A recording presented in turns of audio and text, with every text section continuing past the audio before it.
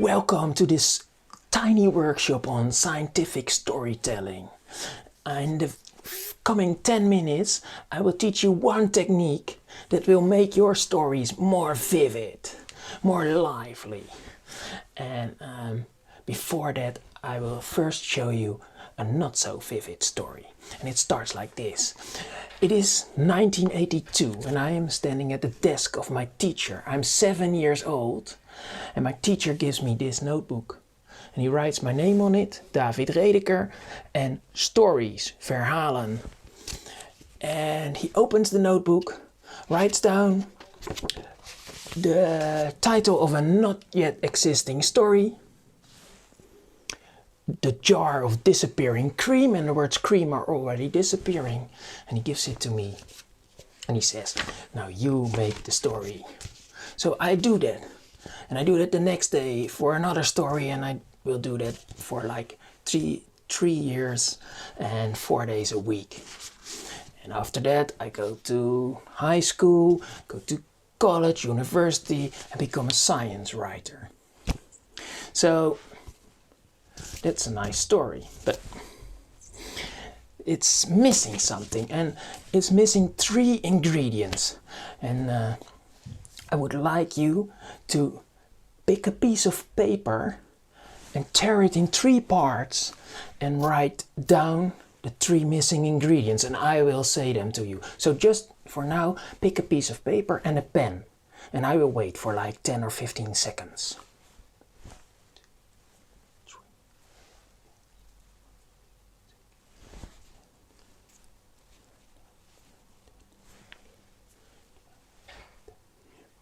Okay, are you there? So now you have those 3 pieces of paper. On the first one you write action. Action. On the second one you write senses. And on the third one you write emotion. So we have action, senses and emotion. There's also a 4th ingredient, that's facts. But since you are all science communicators, you know the facts. And I don't have to tell you that you should use facts. So we have action, senses and emotion. Now I will tell the story again, but using more action, more senses and more emotion. And I will alternate between them so that it will be a mix. So here we go. It is 1982 and I am 7 years old. That's a fact, but we are not going to do that. I'm standing at my teacher's desk. So that's action, teacher's desk. And my teacher, I look at my teacher, his name is Arie de Rooij, and I see, senses, that he is a little chubby. He has a brown beard, and I see his oversized pullover and his flubby oversized trousers. I hear the sound, the murmuring sound of the other pupils in the class, and I smell, these are all senses, I smell the sweat of little boys and girls. More action. My teacher hands me this notebook. So this is an action, just to hand something. You don't have to, it doesn't have to be James Bond or so. It doesn't have to be running, flying. An action can be handing over or thinking or elaborating, like what I am doing now. Okay, so my teacher hands me this notebook and he writes my name on it, David Redeker, and stories, and he does that with a red pen. I see the red pen, senses. He opens the notebook, that's an action again, and he writes down the story of a not yet existing, the title of a not yet existing story. So it's the jar of disappearing cream. And I see that the words cream are already disappearing. Now I need some emotion.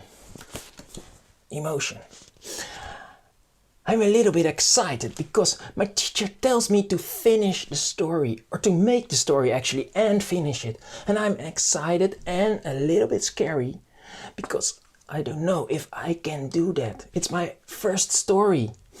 So I'm anxious and I'm excited. Emotion.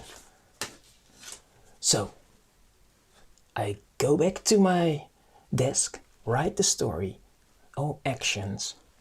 And I will do that for 3 years, facts, 3 years and 4 days a week. Then I go to high school, college, university, and then I become a science writer. And it all started with this notebook. So that's my story. And now I want you to tell a story.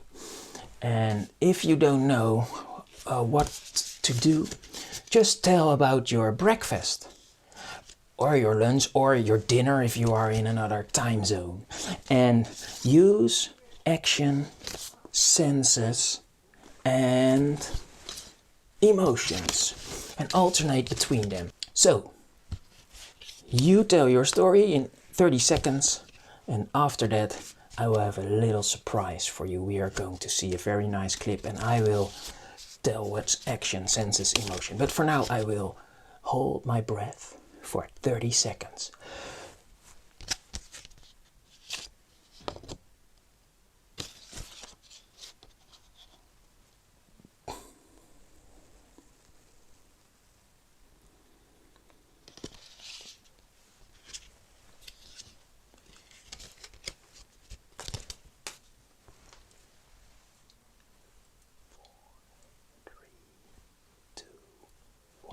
Okay, finish your story.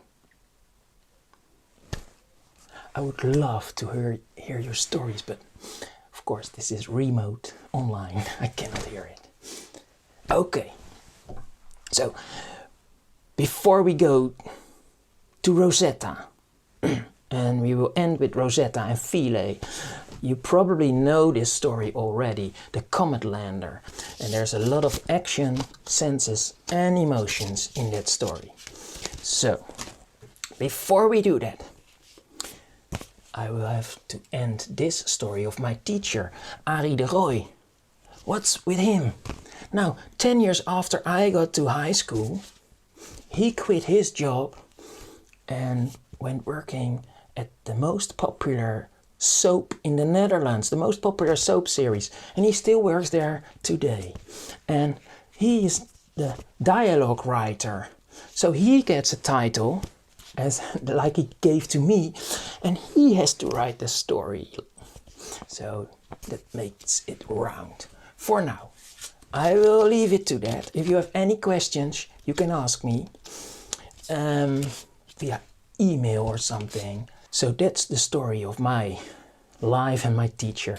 And now we are going to watch the small clip of Rosetta, and you can shout out with me if you see any emotions or actions or senses. I will point them out too next to the screen so you can practice along with me.